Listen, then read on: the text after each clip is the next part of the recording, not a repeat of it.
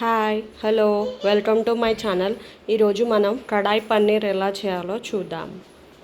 ముందుగా ఇలా ఒక ప్యాన్ తీసుకొని అందులో 1 స్పూన్ సోంపు, 1 స్పూన్ మిరియాలు, చిన్న స్పూన్స్ అండి, వేసి బాగా రోస్ట్ చేయాలి.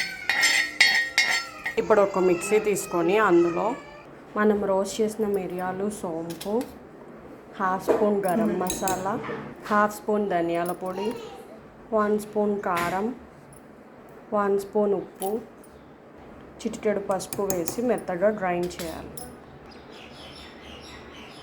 ఇప్పుడు ఒక కుక్కర్ తీసుకొని మనం కట్ చేసుకున్న క్యాప్సికమ్, కట్ చేసుకున్న ఆనియన్స్ కూడా వేసి వాటర్ వేసి 2 విజిల్స్ తీయాలి. ఇప్పుడు ఇలా ఒక ప్యాన్ తీసుకొని అందులో ఒక గరిట ఆయిల్ వేసి సన్నగా చాప్ చేసుకున్న ఆనియన్ ముక్కలు వేసి బాగా ఫ్రై చేయాలి. మనం గ్రైండ్ చేసుకున్న పౌడర్ని ఇలా ఒక కప్పుకి తీసి ఇప్పుడు అదే మిక్సీలో మనం కట్ చేసుకున్న టమాటో వేసి మెత్తగా గ్రైండ్ చేయాలి.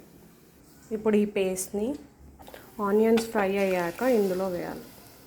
ఇప్పుడు ఒక చిన్న స్పూన్ అల్లం వెల్లుల్లి పేస్ట్ వేసి 5 మినిట్స్ బాగా ఫ్రై చేయాలి, ఉడికించాలి బాగా. ఇది ఉడికేలోపు ఇంకొక ప్యాన్ తీసుకొని అందులో ఆయిల్ వేసి హీట్ చేయాలి. ఇలా ఆయిల్ వేడెక్కాక మనం కట్ చేసుకున్న పన్నీర్ వేసి షాలో ఫ్రై చేయాలి. చూడండి, ఇది ఉడికింది. ఇప్పుడు ఇందులో 1 స్పూన్ కసూరి మేతి, మనం ప్రిపేర్ చేసుకున్న కడాయి మసాలా ఒక 1.5 స్పూన్ వేస్తే చాలు. మనం బాయిల్ చేసుకున్న వెజిటబుల్స్,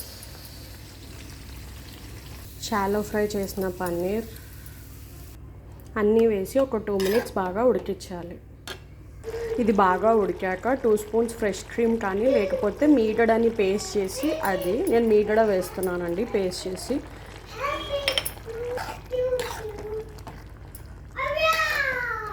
ఒక 2 మినిట్స్ ఉడికించి స్టవ్ ఆఫ్ చేసుకోవాలి. ఇలా 2 మినిట్స్ ఉడికాక స్టవ్ ఆఫ్ చేసుకోండి.